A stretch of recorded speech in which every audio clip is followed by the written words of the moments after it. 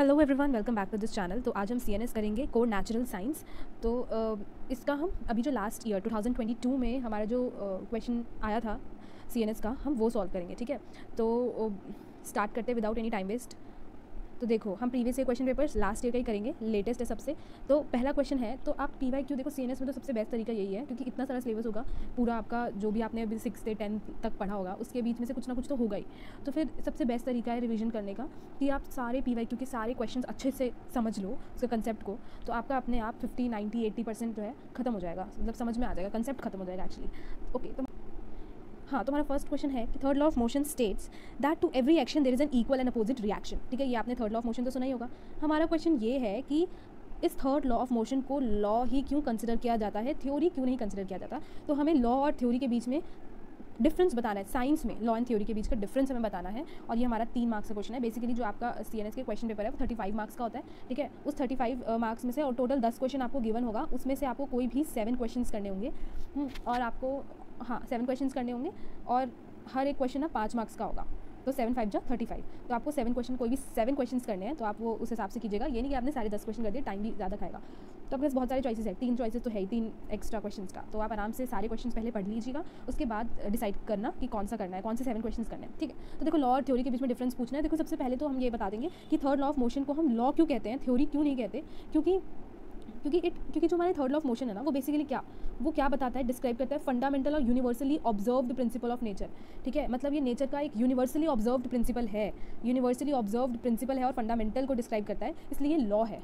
अब तुम्हें अभी कुछ समझ नहीं आएगा, इसलिए हमें ज़रूरी है कि हम लॉ का मतलब समझें। लॉ का मतलब क्या होता है, अभी हम अच्छे से समझेंगे। और तो लॉ का मतलब होता है ना कि देखो, पहले पढ़ते हैं इसमें क्या लिखा है। फिजिक्स में लॉज इन फिजिक्स, जैसे न्यूटन्स लॉ ऑफ मोशन, क्या डिस्क्राइब करते हैं कि how the physical world behaves under certain conditions. कुछ कंडीशंस के अंदर जो हमारा फिजिकल वर्ल्ड है वो किस तरह से बिहेव करता है। न्यूटन्स थर्ड लॉ के केस में देखें तो ये फंडामेंटल लॉ है, क्योंकि ये हमारा force acting on an objects पर जो फोर्स एक्ट हो रहा है उसके बीच का रिलेशनशिप बता रहा है। यही तो बता रहा है ना कि अगर हम एक कुछ किसी ऑब्जेक्ट पे फोर्स लगा रहे हैं, किसी भी एक्शन, कोई भी एक्शन हो रहा है, तो वो बदले में अपोजिट रिएक्शन देगा। अगर हम किसी को थप्पड़ मार रहे हैं तो उसको दर्द होगा, लेकिन साथ ही साथ बदले में हमें भी दर्द होगा ना, चोट थोड़ी लगती है। तो ये था। तो basically force acting on objects के बीच का रिलेशनशिप बता रहा है, और जो कि एक फंडामेंटल लॉ है। तो वो लॉ होता है। लॉ बेसिकली ना, मतलब अच्छे से सब कुछ ऑब्जर्व करके, और वो यूनिवर्सली ठीक होता है। सब कुछ ऑब्जर्व कर लिया जाए और सब कुछ, सारी ऑब्जर्वेशन सब कुछ ठीक आ रहा हो, उसके बाद वो जो थ्योरी है वो लॉ बन जाता है। वो लॉ बन जाता है। अब वो लॉ कैसे बना, उसका जो एक्सप्लेनेशन है वो थ्योरी होता है बेसिकली। और थ्योरी अगर क्लियर हो गया तो थ्योरी जो है वो चेंज हो सकता है, और लॉ जो है वो यूनिवर्सल रह जाता है। लॉ चेंज नहीं हो सकता, अभी हम आगे पढ़ेंगे, देखना। जबकि ऑन कॉन्ट्रास्ट, जबकि साइंटिफिक थ्योरी क्या है, एक एक्सप्लेनेशन है किसी भी चीज़ का कि ऐसा क्यों हो रहा है ना, कि किस एविडेंस के बेसिस पर हमने ये लॉ बनाया है। उन सभी चीज़ों का जो हमारा एक्सप्लेनेशन है, उस explanation of a natural phenomenon, जो कि एविडेंस पे बेस्ड होता है, रीजनिंग पे बेस्ड होता है, मैथमेटिकल मॉडलिंग पे बेस्ड होता है। तो ये हमारा थ्योरी होता है। लॉ जो यूनिवर्सल हो वो लॉ है। अब देखो, तो ये थ्योरी और लॉ के बीच का डिफरेंस आ ही सकता है, तो ये एकदम थोड़ा बहुत क्लियर होना चाहिए। अब यहाँ पे तुम्हें ज़्यादा अच्छे से समझ में आएगा, वो तो मैंने आंसर के हिसाब से बनाया था। थ्योरी एक्सप्लेन करता है कि वो प्रोसेस जो है क्यों ऑकर हो रहा है, थ्योरी ये बताएगा। लॉ ये बताएगा कैसे ऑकर हो रहा है। ठीक है, क्लियर है, ये बात क्लियर है कि जो लॉ है वो एक्सप्लेन करता है कि एक प्रोसेस कैसे हो रहा है। तो थर्ड लॉ ऑफ मोशन भी यही न्यूटन्स लॉज ऑफ मोशन का जो थर्ड लॉ है न्यूटन्स का, वो यही बताता है वो चीज़ कैसे हो रहा है, ये चीज़ ने ये बताया। लेकिन क्यों हो रहा है ये थ्योरी बताएगा। थ्योरी जो है वो mainly related to the cause, reason क्या है, उस पर्टिकुलर फेनोमेनन के पीछे का जो कॉज है उससे रिलेटेड होता है थ्योरी। जबकि जो लॉ है वो जो फेनोमेनन है उसके नेचर से रिलेटेड होता है, उस फेनोमेनन का नेचर कैसे है। ठीक है, बेसिकली नेचर कैसा है, नहीं कि वो फेनोमेनन कैसे काम करता है, क्यों काम करता है, थ्योरी बताएगा। और जो थ्योरी है वो बेस्ड ऑन ऑब्जर्वेशंस होता है, जो कि नेचुरल सेटअप पे, जो ऑब्जर्वेशंस हमने की है नेचुरल सेटअप पे, उसके बेसिस पे ही थ्योरी बनाई जाती है। ऐसा नहीं है कि मनगढ़ंत कहानी, एविडेंस के बेसिस पे थ्योरी बनाई जाती है। और जबकि लॉ जो है based on observations made on a controlled experimental setup, ये तो नेचुरल सेटअप में होता है थ्योरी। लॉ जो है एक्सपेरिमेंटल सेटअप में और कंट्रोल्ड मैनर में ऑब्जर्वेशन के बेसिस पे होता है। थ्योरी हो भी सकता है, यूनिवर्सली एक्सेप्टेड हो भी सकता है, नहीं भी हो सकता है, लेकिन जो लॉ है वो मस्ट लिखा है ना, यानी कि अगर लॉ है तो वो यूनिवर्सली एक्सेप्टेड होगा ही होगा।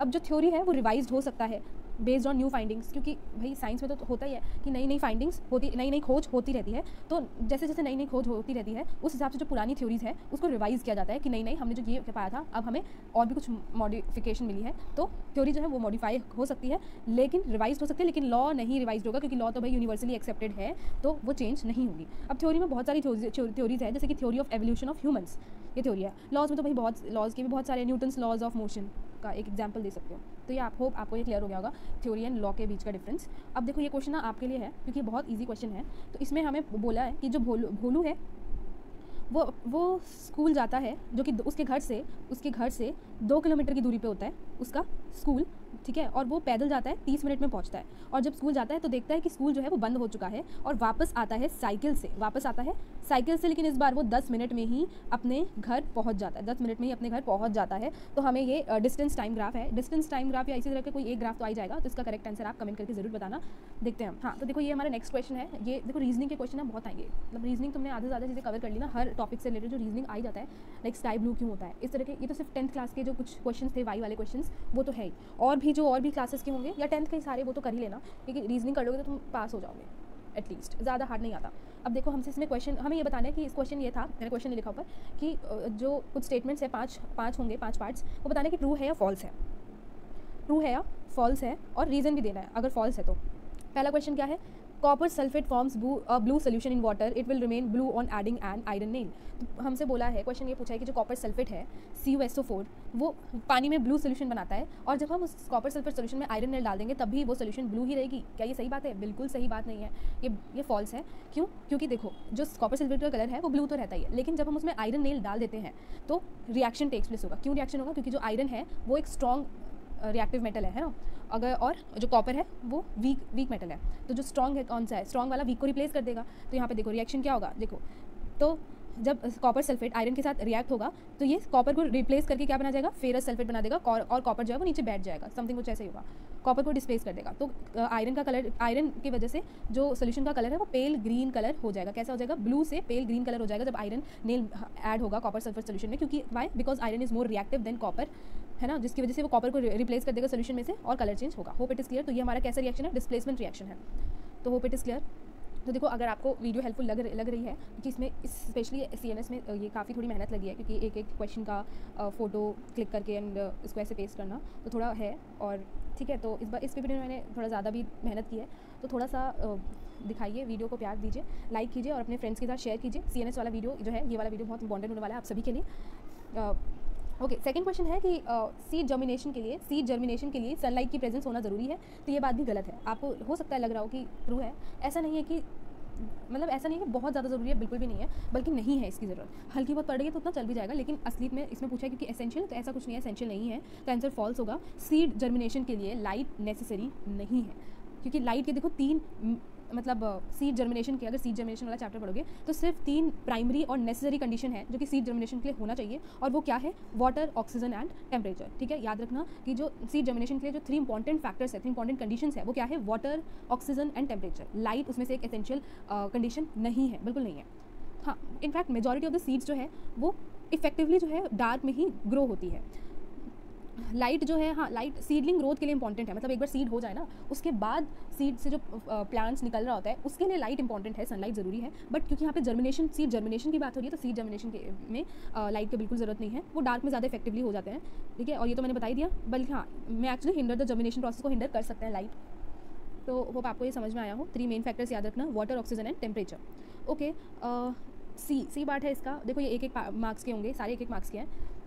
हाँ, 5 पार्ट होंगे, एक क्वेश्चन 5 मार्क्स का ही होगा, चाहे टुकड़ों में बांट दे।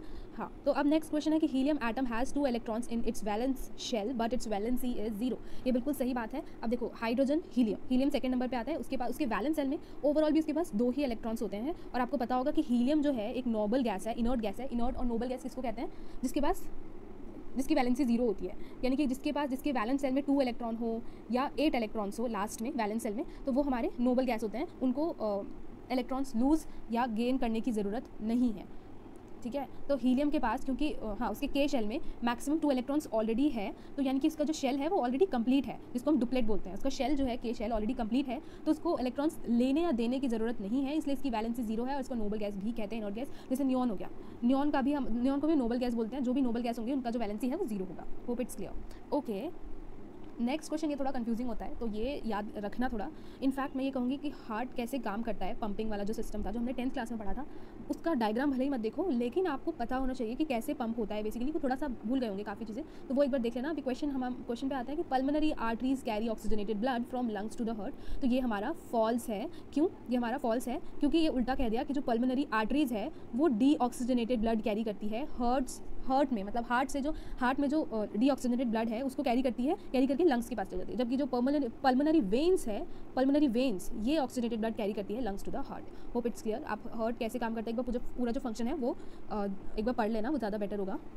और जो भी टॉपिक्स हो रहा है आप एटलीस्ट उसको लिखते जाओ, जैसे जैसे मैं बता रही हूँ तो आपको टॉपिक्स याद रहेगा। क्योंकि अभी मैंने बोल दिया कि हाँ पढ़ लेना हार्ट वाला फंक्शन कैसे करते हैं, फिर आप भूल जाओगे, तो साथ साथ लिखते जाओ। क्योंकि अभी आगे ऐसे और क्वेश्चन आएंगे जिसमें मैं आपको बोलूँगी कि ये वाला टॉपिक कर लेना अच्छे से, या ये वाला टॉपिक इंपॉर्टेंट है। और आपको भी क्वेश्चन देख के टॉपिक्स याद आएंगे तो आप उस हिसाब से कर सकते हैं। तो लिखते जाइएगा टॉपिक्स को। और अगर वीडियो पसंद आ रही है तो लाइक ज़रूर कीजिए, क्योंकि लाइक्स बहुत कम आते हैं यार, बड़ा बुरा लगता है हमको।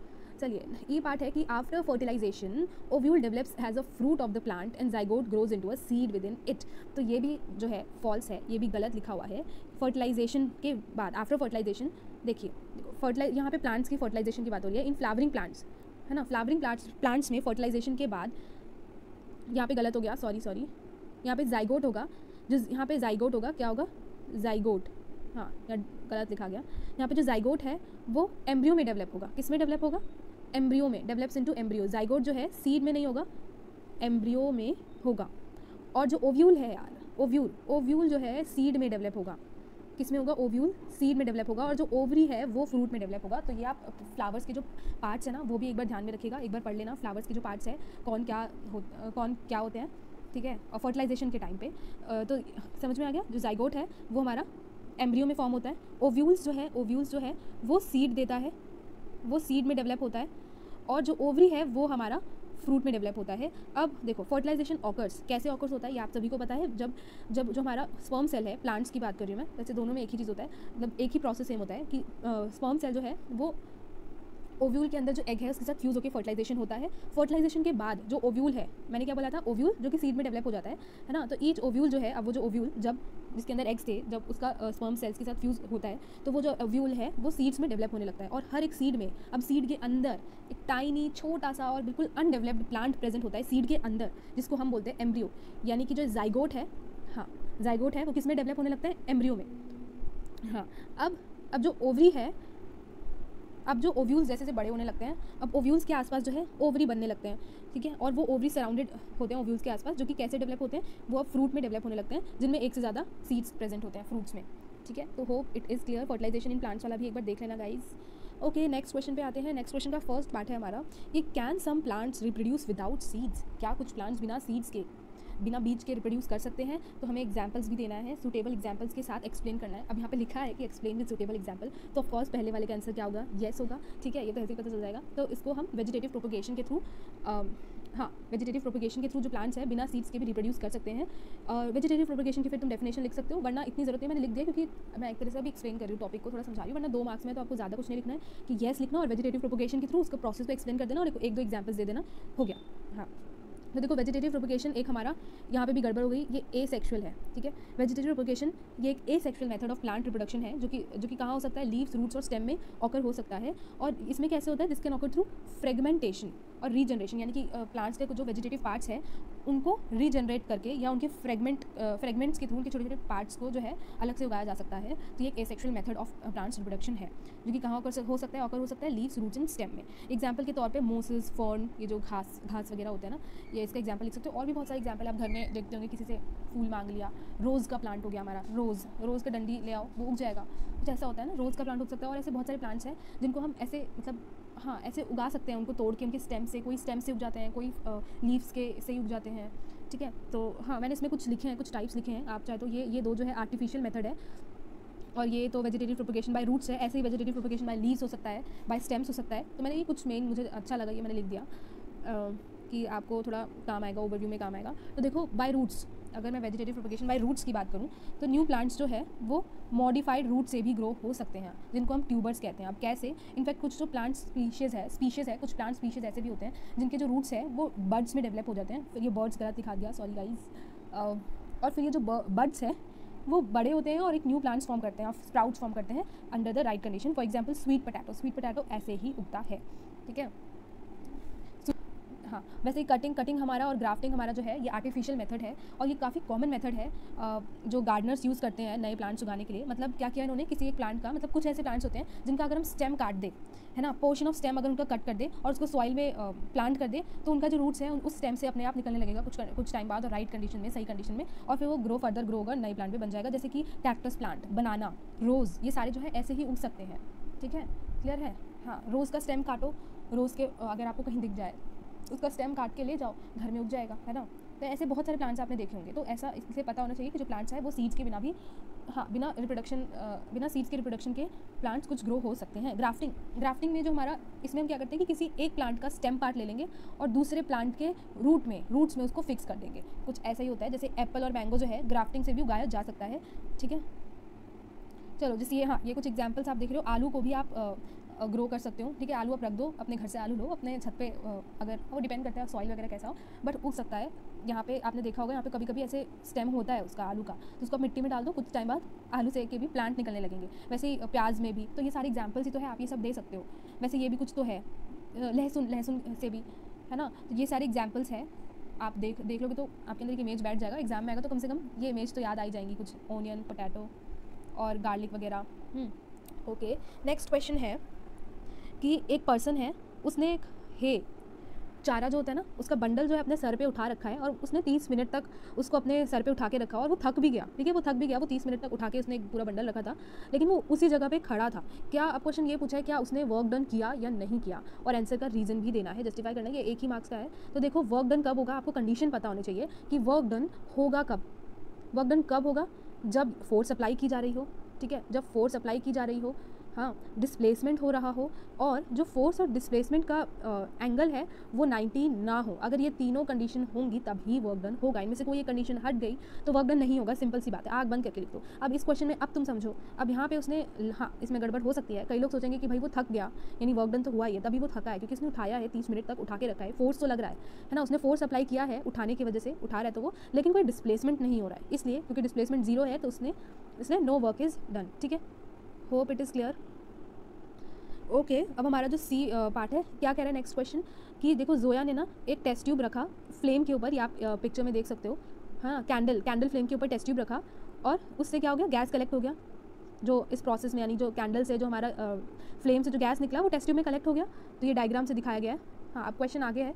क्वेश्चन क्या रहा है कि विच गैस, कौन सा गैस जो है टेस्ट ट्यूब में प्रेजेंट होगा और उस गैस की प्रेजेंस को वो कैसे कंफर्म करेगी। तो देखो, आप सभी को ये पता होना चाहिए कि अगर कैंडल की बात हो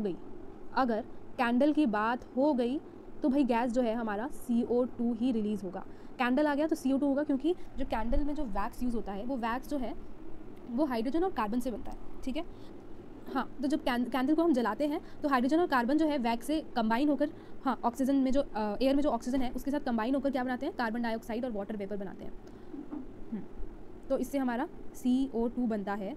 तो कौन सा गैस प्रेजेंट है, उसका टेस्ट ट्यूब में कौन सा गैस कलेक्ट हुआ होगा, CO2 गैस हुआ होगा कलेक्ट। अब इसके प्रेजेंस को नापने के लिए ये टेस्ट वाला भी आप याद रखना, एक CO2 का आता है मोस्टली और एक हाइड्रोजन का आता है। तो आप CO2 का कैसे प्रेजेंस करोगे, प्रेजेंस को टेस्ट करोगे कैसे, हाँ, आप क्या करोगे कि लाइम वाटर के सोल्यूशन में CO2 ऐड कर दोगे, अच्छे से मिक्स कर दोगे। जब आप लाइम वाटर को, एक बेसिकली यहाँ पे ऐड नहीं होगा, यहाँ पे मैंने गलत वर्ड का यूज़ किया, एक्चुअली यहाँ पे पास होगा, ठीक है। अगर लाइम वाटर को तुम CO2 गैस से पास करवाओगे तो जो लाइम वाटर है वो मिल्की हो जाएगा, वाइटिश क्लाउडी टाइप्स मिल्की हो जाएगा, लाइम वाटर टर्न्स मिल्की, तो hence confirms the presence of CO2। Hydrogen gas का भी टेस्ट आ सकता है। तो हाइड्रोजन गैस के केस में आप लिखोगे कि जब हम उस गैस को, अगर जो गैस है उस गैस को अगर हम कैंडल के सामने लाएंगे, यानी कैंडल के ऊपर रखेंगे टेस्ट ट्यूब में, वो अगर हाइड्रोजन गैस है, अगर उसको हम कैंडल के पास रखेंगे तो एक पॉप साउंड आएगा। क्या आएगा, एक पॉप साउंड आएगा। अगर पॉप साउंड आ गया तो वो हमारा हाइड्रोजन गैस है। तो दोनों का टेस्ट आपको क्लियर हो गया, एक बार पढ़ लेना तो बेटर रहेगा। ओके, अब हमारा जो नेक्स्ट क्वेश्चन है, नेक्स्ट क्वेश्चन क्या है, फोर्थ क्वेश्चन क्या कह रहा है कि what kind of food needs to be avoided by the people suffering from diabetes. Diabetes से जो लोग सफ़र करें उन्हें किस तरह के खाने से परहेज़ रखना चाहिए। तो डायबिटीज़ हो गया तो सिंपल सी बात है, उन्हें मीठा नहीं खाना है, बिल्कुल भी मीठा जिस भी चीज़ में है प्रेजेंट वो सब नहीं खाना है। ये तो मैंने बेसिक लैंग्वेज में आपको पता होगा, लेकिन आप लिखोगे किस तरह से, क्योंकि जो हाँ अब जैसे रोटी में भी, चावल में भी मीठा होता है, शुगर प्रेजेंट होता है। भले ऐसा नहीं कि टेस्ट में वो मीठा नहीं लग रहा है तो वो मीठा नहीं है, नहीं। जो भी food containing carbohydrate with added sugars, ठीक है, या फिर जो रिफाइंड ग्रेन्स हो गए, वो डायबिटिक लोगों को क्या करना है, अवॉइड करना है। तो आप ये पढ़ लेना, foods containing carbohydrates with added sugar और those with refined grains are needed to be avoided by people suffering from diabetes, ठीक है। सच एज वाइट ब्रेड नहीं खाना, वाइट राइस नहीं खाना, ऐसे लोगों को ब्राउन राइस खाना चाहिए जो डायबिटिक पेशेंट्स हैं। ऑल्सो जितने भी तरह के प्रिजर्व फूड्स है या सॉफ्ट ड्रिंक्स है, प्रोसेस प्रिजर्व फूड्स और जो सिंपल शुगर वाले फूड आइटम्स है वो सब नहीं खाना है। चाहे मिठाई वगैरह, जो भी मिठाई, ग्लूकोज वगैरह, ये सारी चीज़ें नहीं खानी है। सॉफ्ट ड्रिंक्स भी नहीं पीनी है। और जो बाहर के पिज़्ज़ा बर्गर वगैरह होता है इसमें बहुत ज़्यादा फ़ैट और कार्बोहाइड्रेट प्रेजेंट होता है। तो फ़ैट और कार्बोहाइड्रेट तो खैर खाना ही नहीं है, लेकिन फ़ैट, जिसमें फ़ैट हो वो सारी चीज़ें भी नहीं खाना है, क्योंकि आई गेस हाँ लीवर भी इसमें कमज़ोर रहता है हमारा डायबिटीज़ में, मेरे ख्याल से यही होता है। तो इस ऐसे लोगों को फ्रूट्स में भी आपको जो है सारे फ्रूट्स नहीं खाने, जैसे केला हो गया, ये भी मीठा ही होता है। तो कुछ फ्रूट्स जो कि मतलब जो मीठा नहीं हो बट थोड़ा खट्टा हो वो खाना है, मतलब जो बहुत मीठे फ्रूट्स है वो भी नहीं खाना है आपको, तो है ना। वेजिटेबल्स खाना है, ग्रीन वेजिटेबल्स, बीन्स, और जिसमें लो फैट हो या फैट नहीं हो वो खाना, और मिल्क भी नो फैट वाला ही खाना है। तो ये आप लिख सकते हो। बेसिकली हमसे तो ये पूछा था क्या अवॉइड करना है, बट मैंने दोनों बता दिया। सेकेंड क्वेश्चन है ये भाई हार्मोन वाला क्वेश्चन, ये हार्मोन वाला क्वेश्चन भी आएगा ही आएगा, मतलब एक दो क्वेश्चन आ ही जाते हैं। एक क्वेश्चन तो आएगा ही हार्मोन्स के ऊपर या ग्लैंड के ऊपर आ सकता है, जो हमारे एंडोक्राइन ग्लैंड्स होते हैं बायो से।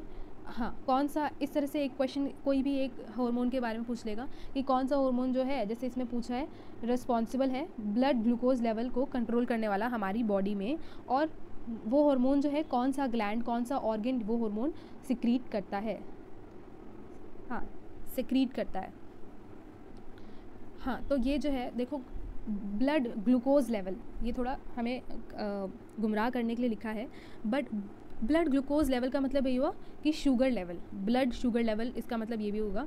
तो बेसिकली इंसुलिन और ग्लूकेजन जो है, इंसुलिन और ग्लूकेजन दोनों साथ में ही शुगर लेवल को, ब्लड के शुगर लेवल को मेंटेन करते हैं। तो ये ब्लड का ग्लूकोज लेवल हो या शुगर लेवल हो, आंसर इंसुलिन ही होगा। और लेकिन ग्लूकोजन भी थोड़ा थोड़ा, मतलब दोनों आपस में मिलकर ही ये काम करते हैं, मेंटेन करने का काम करते हैं। कैसे, देखो, अगर हमारे ब्लड शुगर लेवल हाई होगा तब इंसुलिन सिक्रीट होगा। और ये कहाँ से, ऑर्गन का नाम बता दूं तो ऑर्गन है हमारा, ये दोनों हार्मोन्स जो है वो पैनक्रियाज के थ्रू, पैनक्रियाज से सिक्रीट, यानी पैनक्रियाज सिक्रीट करते हैं ये हार्मोन्स, इंसुलिन और ग्लूकोजन दोनों ही। हाँ, जब हमारे ब्लड का शुगर लेवल हाई होगा तो इंसुलिन सिक्रीट होगा, और ये जो ग्लूकोज ब्लड में प्रेजेंट है, या शुगर या ब्लड एक ही बात है, उसको ग्लाइकोजन में कन्वर्ट कर देगा, जो कि एक तरह से कार्बोहाइड्रेट का फॉर्म है, उसके स्टोरेज में, स्टोरेज फॉर्म ऑफ कार्बोहाइड्रेट, उसमें कन्वर्ट कर देगा, ग्लाइकोजन में कन्वर्ट कर देगा। और जो ग्लूकोजन है वो कब सिक्रीट होगा, जब हमारे बॉडी का ब्लड शुगर लेवल लो होगा तब सिक्रीट होगा। और ये सिक्रीट होके क्या करेगा, जो रिलीज़ करेगा ग्लूकोज नॉर्मल लेवल पे, अगर जितना कम है उतना रिलीज़ करेगा, ताकि नॉर्मल लेवल पे बॉडी का जो हो वो है आ जाए नॉर्मल लेवल पे, जो ब्लड का ग्लूकोज लेवल है।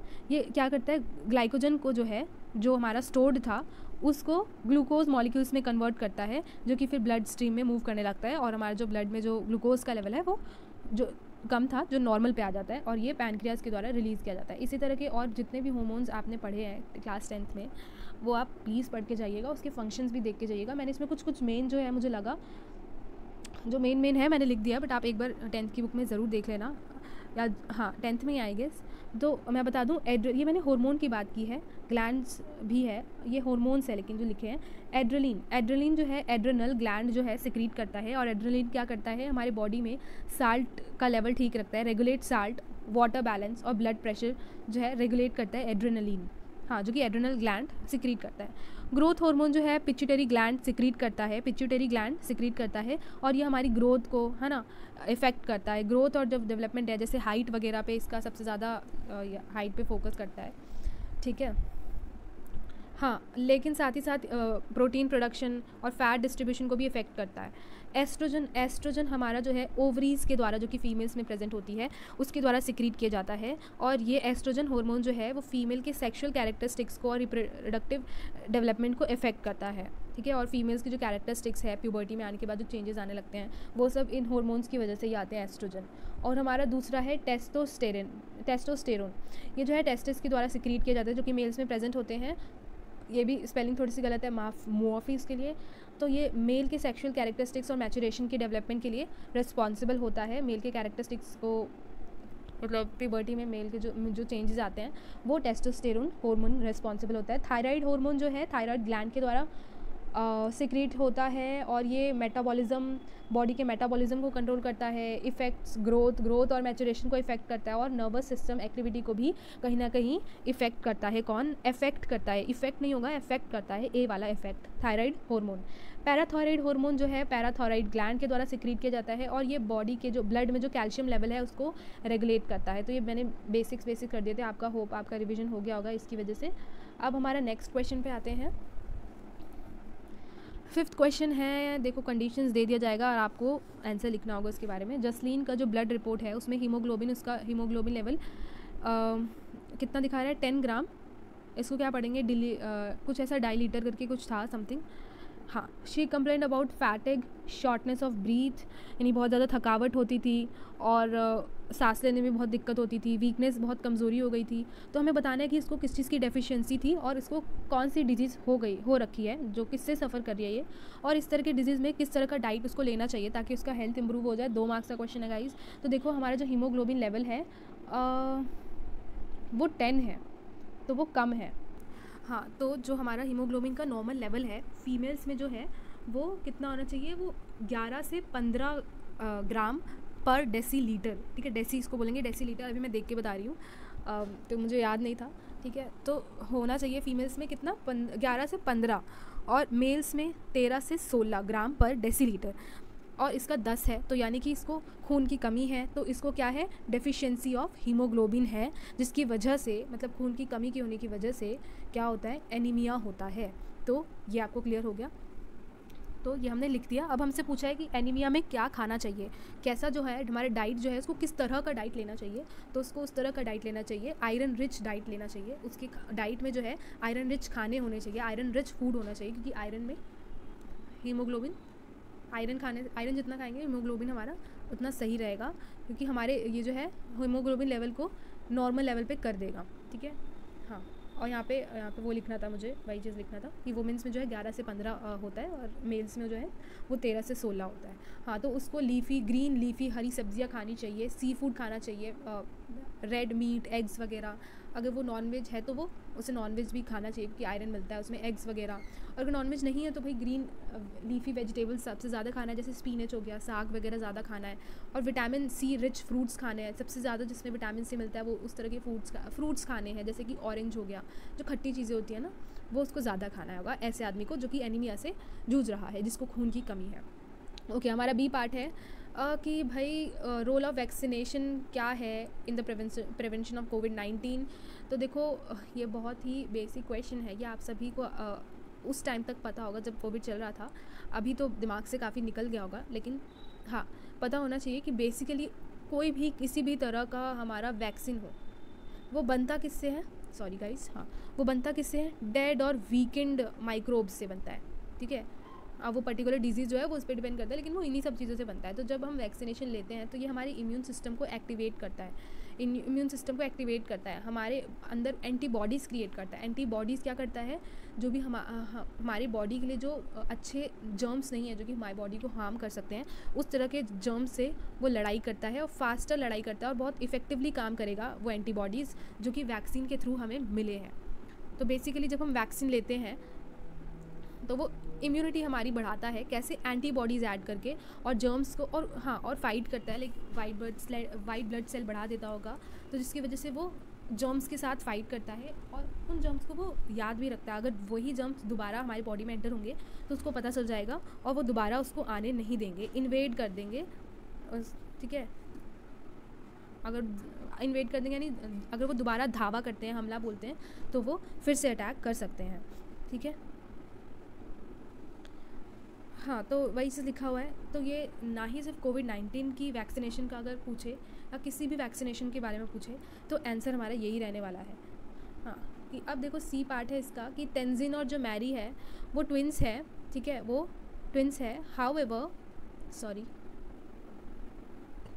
हाउएवर उनकी जो उसकी जो क्लासमेट है काव्या, उसे ऐसा लगता है कि वो लोग ट्विंस नहीं हैं, क्योंकि ना वो दिखने में सेम है, उनके फीचर्स बहुत अलग है और जेंडर में भी सेम नहीं है। क्योंकि काफ़ी बार हमें ऐसा लगता है कि जो ट्विंस है वो हमेशा एक दूसरे दिखने में सेम होते हैं, बट ऐसा नहीं है। आपके क्लास में हो सकता है ऐसा होता होगा, हो सकता है आपकी क्लास में हो या फिर स्कूल टाइम पे हुआ करते हो। मेरी क्लास में एक थे, हाँ, तो वो दोनों भाई बहन थे बट वो ट्विंस थे। तो ऐसे ट्विंस को हम फ्रैटर्नल ट्विंस बोलते हैं। तो तुम्हारे 2 तरीके के ट्विंस होते हैं। खैर आपको इसमें एक ही मार्क्स में पूछा है तो जो क्वेश्चन है वही बताना, बट मैं थोड़ा डीप अच्छे से समझाऊँ तो 2 तरह के ट्विंस होते हैं, आइडेंटिकल जिनको हम मोनोजाइगोटिक बोल सकते हैं और फ्रैटर्नल ट्विंस जिनको हम जाइगोटिक बोल सकते हैं। तो जो तेंजिन और मैरी है वो हमारे फ्रैटर्नल ट्विंस है। जो फ्रैटर्नल ट्विंस है वो भले ही दिखने में सेम ना, उनका जेंडर अलग हो सकता है, बट वो भी ट्विंस है। फ्रैटर्नल ट्विंस में बेसिकली क्या होता है, हमारे जो 2 एग्स हैं फर्टिलाइज्ड होते हैं 2 स्पर्म में, ठीक है, और वो प्रोड्यूस करते हैं 2 यूनिक जेनेटिकली यूनिक चिल्ड्रन। तो 2 अलग अलग एग 2 अलग अलग स्पर्म के साथ फर्टिलाइज्ड हो जाते हैं, अलग अलग in the sense separate sperms के साथ फर्टिलाइज होते हैं। इससे 2 जेनेटिकली यूनिक बच्चे जो है हमारे हो जाते हैं, जो कि हाँ एक दूसरे से दिखने में सेम ना हो, है ना। अब आइडेंटिकल ट्विंस की बात करें तो आइडेंटिकल ट्विंस में क्या होता है कि एक ही फर्टिलाइज्ड एग जो है, यानी कि जो एग है वो एक ही रहेगा, लेकिन वो स्प्लिट हो जाएगा 2 बेबीज़ में, ठीक है, with exactly the same genetic information. तो ये इसलिए हमारे दोनों दिखने में भी सेम लगते हैं, और ठीक है।